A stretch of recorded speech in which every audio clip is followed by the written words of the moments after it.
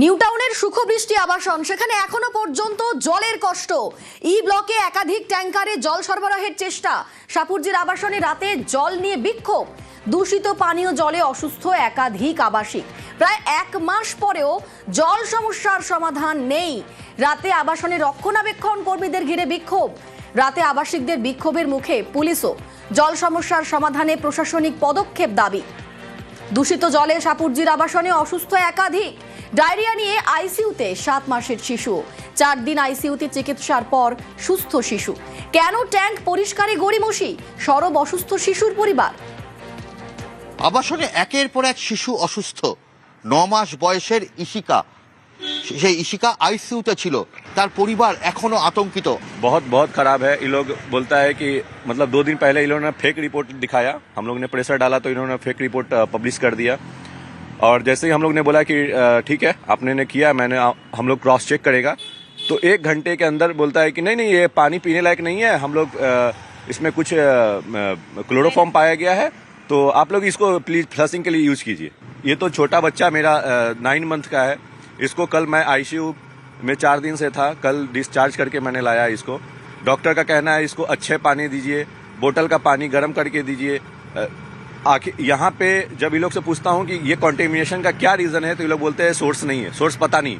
ঘরে ঘরে এই একই অবস্থা। আরো অর্চনা দেবী, তার বাড়ির সন্তানেরও একই অবস্থা। একটু আপনার বাড়ির সন্তানও তো মানে বাচ্চাও তো অসুস্থ ছিল। हाँ, मेरा बच्चा 15 दिन से तबीयत, 2 बेटी है मेरी, दोनों बच्चा का तबीयत खराब है और अभी भी पेट में दर्द है, उसे अभी भी दवा चल रहा है। ঘরে ঘরে এইরকমই অবস্থা। প্রত্যেককেই জল কিনে খেতে হচ্ছে, অথবা এইভাবে যে পানীয় জলের যে ট্যাঙ্ক সেখান থেকে মানে সরাসরি দেখা যাচ্ছে সেখানেই তারা জামা কাপড় কাচতে বাধ্য হচ্ছেন, কারণ এছাড়া কোনো উপায় নেই। এইভাবেই চলছে এই দামি আবাসন, নামি এবং দামি আবাসনে। ঠিক এই পরিস্থিতিতেই মানুষকে দিন গুজরান করতে হচ্ছে। ক্যামেরায় অর্চনের সঙ্গে Abhijit Chanda, News 18 Bangla, Rajarhat, New Town. বেহাল রাস্তায় বারবার দুর্ঘটনা। ঘাটালের মনোহরপুরে বেহাল রাস্তায় ভোগান্তি। বিভিন্ন দফতরে বারবার অভিযোগেও হয়নি সুরাহা। 5 কিলোমিটার রাস্তা সারাইয়ের দাবিতে সরব স্থানীয়রা। দ্রুত রাস্তা মেরামতির আশ্বাস পঞ্চায়েত সমিতির।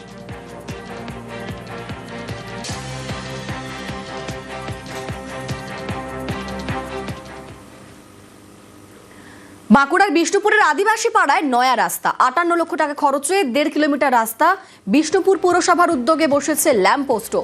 নতুন রাস্তায় বিষ্ণুপুর পর্যন্ত যাতায়াতের সুবিধা। উপকৃত 7 থেকে 8টি গ্রামের বাসিন্দারা এবং দীর্ঘদিনের দাবি পূরণে খুশি স্থানীয়রা।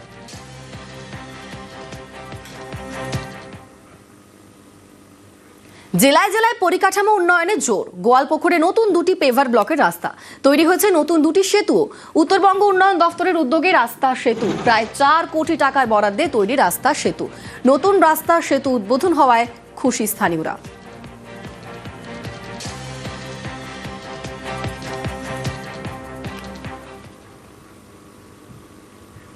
পাণ্ডবেশ্বরে পথশ্রী প্রকল্পে নতুন রাস্তা। হাওড়ায় একাধিক খাল সংস্কার।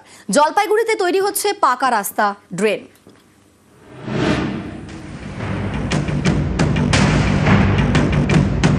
পশ্চিম বর্ধমানের পাণ্ডবেশ্বর, এখানকার দুর্গাপুর ফরিদপুরের গৌড়বাজার এলাকায় তৈরি হচ্ছে পাকা রাস্তা। মঙ্গলবার থেকে পথশ্রী প্রকল্পে শুরু হয়েছে রাস্তা তৈরির কাজ। 1.5 কোটি টাকা খরচে তৈরি হবে 2 কিলোমিটার পাকা রাস্তা। আমরা সত্যিকারই বুঝি খুবই খুশি। রাস্তা কিছুটা খারাপ ছিল, আমরা বলে এসেছিলাম রাস্তাঘাট, জল, কল সমস্ত কিছু বিধায়ক মহাশয় নতুন ভাবে সাজিয়ে দিয়েছেন। এর আগে 4টে রাস্তা উদ্বোধন করে গেছি, 5ম রাস্তা এবারে উদ্বোধন করা আমাদের। প্রায় নিয়ার অ্যাবাউট 1.5 কিলোমিটার রাস্তা 1,39 লক্ষ টাকা খরচে জেলা পরিষদ তৈরি করবে। সেই রাস্তার আজকে আমরা শিলান্যাস করলাম।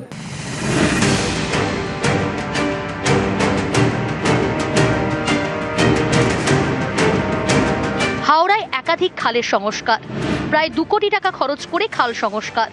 আমতার 13টি গ্রামের পাশ দিয়ে বয়ে গেছে বেশ কয়েকটি খাল। এই খালগুলি সংস্কার করা হয়েছে। সব মিলিয়ে প্রায় 12 কিলোমিটার খাল সংস্কার।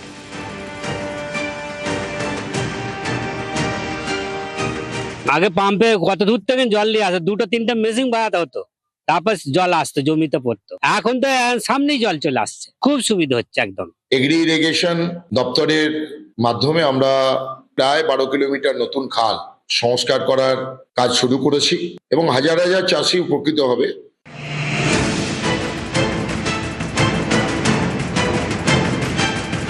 জলপাইগুড়িতে 24 লক্ষ টাকা খরচে তৈরি হচ্ছে পাকা রাস্তা ড্রেন। বুধবার থেকে কাজ শুরু। রাজগঞ্জের বিন্নাগুড়ির মহামায়া কলোনিতে তৈরি হচ্ছে 1.5 কিলোমিটার পাকা রাস্তা। শাহুডাঙ্গিতে তৈরি করা হচ্ছে ড্রেন। এই এলাকার দীর্ঘদিনের দাবি যে রাস্তাটা লাগে, প্রায় 1.5 কিলোমিটার রাস্তা আমাদের শিলান্যাস করা হলো। প্রায় 2 কিলোমিটার একটা বিরাট ড্রেন হবে, প্রত্যেকে খুশি।